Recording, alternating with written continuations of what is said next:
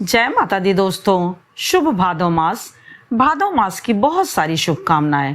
देखिए, भादव मास में बहुत सारे व्रत ऐसे हैं जो चलते रहते हैं। उन व्रतों में से एक महालक्ष्मी व्रत भी है, जो कि बहुत ही अपने आप में वैभवशाली और समृद्धशाली और सुख समृद्धि को बनाने वाला, बढ़ाने वाला, और लक्ष्मी के रूप में, यानी लक्ष्मी पैसे के ही रूप में ही नहीं, अन्य तरह तरह के रूप में इस महालक्ष्मी के व्रत को करने से लक्ष्मी विराजमान होती हैं। जो व्रती व्यक्ति होता है वह यदि व्रत करता है तो किसी न किसी रूप में लक्ष्मी माता सदैव उसके घर में स्थिर रूप से बनी रहती हैं।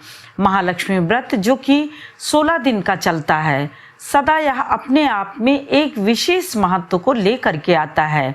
ऐसी मान्यता है कि जो भी इस व्रत को करता है उसे सदैव लक्ष्मी की प्राप्ति होती रहती है, उसके ऊपर सदैव लक्ष्मी की कृपा बनी रहती है। अब लक्ष्मी की कृपा सिर्फ पैसे से ही नहीं होती है।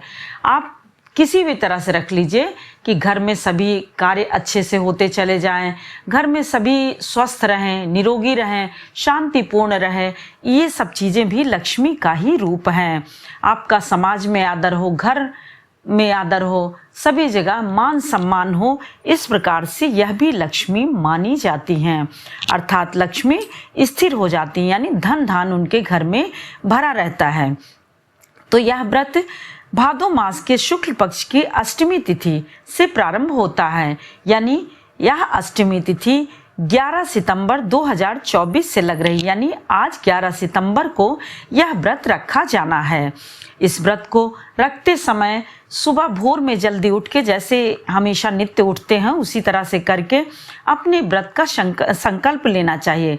व्रत का संकल्प लेते समय यह प्रार्थना करनी चाहिए माता लक्ष्मी से कि हम यह 16 दिनों का व्रत कर रहे हैं, आपकी कृपा सदैव हमारे ऊपर बनी रहे, हमारी सुख समृद्धि बढ़ती रहे, इस व्रत को हम पूर्ण कर सकें, आपकी हम सेवा कर सकें, आपका अच्छे से पूजन अर्चन और भोग कर सकें। इस प्रकार से यह व्रत भादो मास के शुक्ल पक्ष की अष्टमी तिथि से लेकर के आश्विन मास के कृष्ण पक्ष की अष्टमी तक होता है, यानी 16 दिनों का होता है। अर्थात 16 दिनों का लगातार यह व्रत होता है। इस व्रत में एक समय में भोजन किया जाता है और एक समय फलाहार किया जाता है, जो कि आज 11 सितंबर से शुरू हो रही है।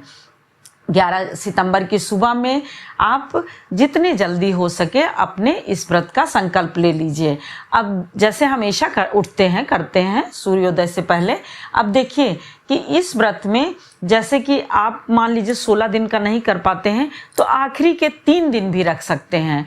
उन 3 दिनों में भी विधिवत पूजन करके, जिस प्रकार से 16 दिन पूजा की जाती है, 3 दिन भी बस एक चीज़ का ध्यान रखना है कि जो कच्चे सूत का गांठ लगाते हैं उसमें उन 3 दिनों में ही 16 गांठ लगा करके माता के चरणों में, लक्ष्मी माता के चरणों में रख देते हैं और इतना बड़ा उसको बनाते हैं कि जिससे कि हमारे हाथ में, वह कलाई में, दाहिने हाथ में, यानी सीधे हाथ में बंध सके। इस प्रकार से उसको कोई तो आशीर्वाद के रूप में पहन लेते हैं कुछ दिन के लिए, कोई है उसको अपनी तिजोरी में या फिर कहीं भी रख देते हैं। अब देखिए, लक्ष्मी माता की फोटो सबके घर में होगी, फोटो, मूर्ति, विग्रह, कुछ भी। तो आप अलग से यदि रखना चाहते हैं तब तो चौकी पर लाल पीला कपड़ा कुछ बिछा करके, कलश रख के, लक्ष्मी माता की फोटो रख के आसन सबको देना आवश्यक है। चावल से या फूल से दे करके आप रखते हैं, उस पर धूप दीप पूजन, ये सब आरती भोग सब कुछ करते हैं तो उस पे लगाते हैं। और यदि मान लीजिए आप चौकी नहीं रखना चाहते तो मंदिर में ही, जहाँ पर आपकी लक्ष्मी माता की मूर्ति है, वहाँ पर प्रतिदिन आप किसी मीठी, यानी खीर का, चाहे वह चावल की खीर हो चाहे मखाने की खीर, उसका भोग लगाइए। भोग लगा करके उनको जो भी फल हो, मीठा हो, वह अर्पित करिए और भोग लगा करके धूप दीप आरती माला फूल करके तब फिर आरती करिए। आरती प्रतिदिन सुबह और शाम की जाती है। जिससे कि माता को कुमकुम लगाना बिल्कुल ना भूलिए, क्योंकि माता कुमकुम लगाने से बहुत ही ज़्यादा प्रसन्न होती हैं। और जब भी आप उनके लिए भोग बनाइए या रसोई में कुछ भी बनाते हैं तो सबसे पहले गौ माता को तो वैसे भी आप हमेशा निकाला जाता है और लोग निकालते भी हैं, परंतु उसमें से भी आप पहले गौ माता को निकाल करके फिर माता जी को भोग लगाने के लिए ले जाइए, जो भी आप बनाइए। और एक चीज का अवश्य ध्यान रखिए कि यदि आप 16 दिन का व्रत रहते हैं तो कथा प्रतिदिन आपको सुननी चाहिए।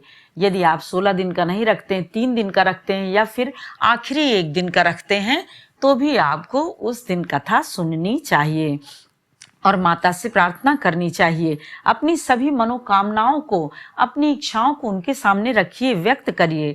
आपके घर में सुख शांति बनी रहेगी, निरोगी काया रहेगी। और महालक्ष्मी यानी इस महालक्ष्मी के व्रत में मंत्रों का जाप अवश्य होता है, यानी आवश्यक होता है। मंत्रों का जाप अवश्य करें और जो भी मंत्र, कोई भी मंत्र, बहुत सारे लक्ष्मी माता के मंत्र हैं, उनके मंत्रों का जाप आप जरूर करें। और आप यह जो है विषम संख्या में, यानी माला का विषम संख्या में किया जाता है। या तो आप 1 माला करिए या तो 3 माला या फिर 5-7, ऐसे जो भी आप सामर्थ्य हो या फिर जो भी कर सकते हो, इस प्रकार से करिए। अब देखिए सबके यहाँ अलग अलग लक्ष्मी माता का व्रत रहा जाता है और उसका विधि विधान अलग है, लेकिन पूजन अर्चन, स्थापना, कलश रखना, धूप दीप करना, आसन देना और माला फूल धूप दीप भोग आरती कथा, यह सब सभी के यहाँ उसी प्रकार से होती है। तो देखिए 16 दिन, ये प्रतिदिन तो एक चीज का भोग लगाते हैं, परंतु 16वें दिन किसी किसी के यहाँ 16वें दिन 16 प्रकार की खाद्य सामग्री लक्ष्मी माता को अर्पित की जाती है।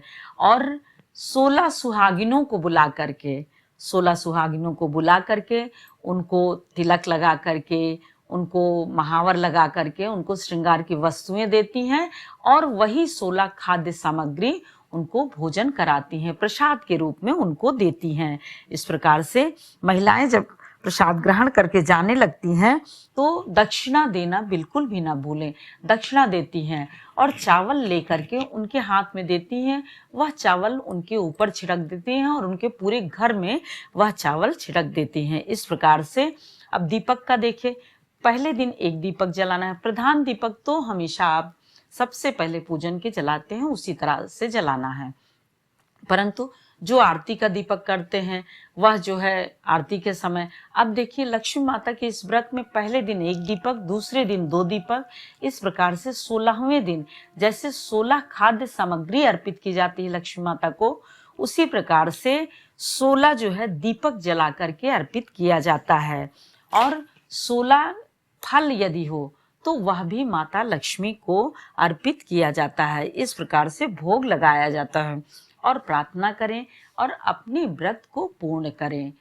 इस प्रकार से महालक्ष्मी के व्रत को जरूर से जरूर करें।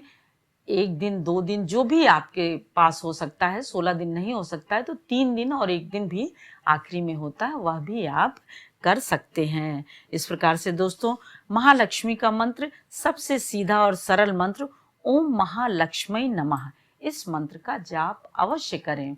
अपने मन में महालक्ष्मी माता का माँ लक्ष्मी जय माँ लक्ष्मी रटते रहें।